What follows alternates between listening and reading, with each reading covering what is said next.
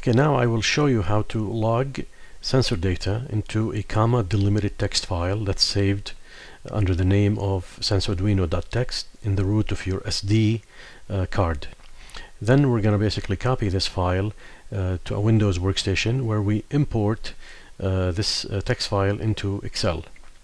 Okay, first let's go and delete any existing log file from the options menu. Delete log file, reset counter.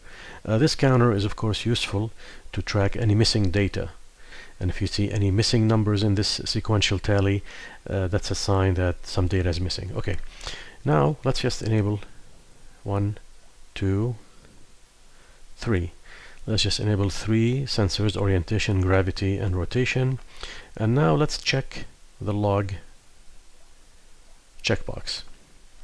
Now data is being logged at a rate of, I would say, 2 readings per second. 2 readings per second. I can speed this up or slow it down, but this is fine for our purposes. Okay, we've captured enough data, so I'm just going to exit SensoDuino. And now, if I go to my file with the file manager, SD card 0, there you have it. This is the comma-delimited text file in all its glory. Okay, now I have my Android device connected to my PC.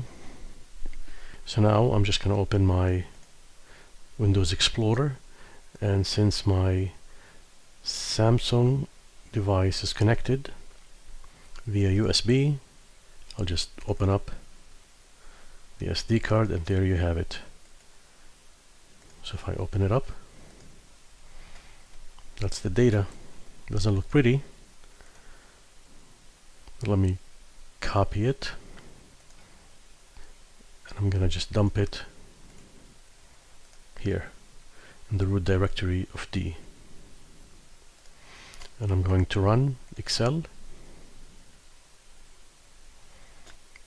I'm going to say File, Open, D.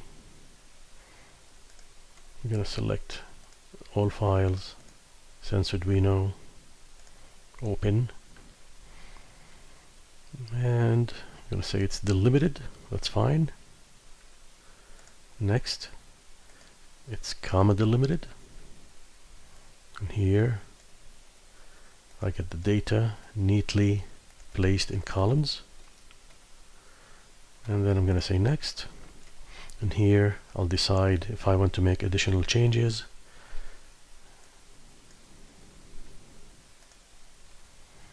This is the sensor name, this is the log counter, this is X, Y, Z, and an accuracy designation.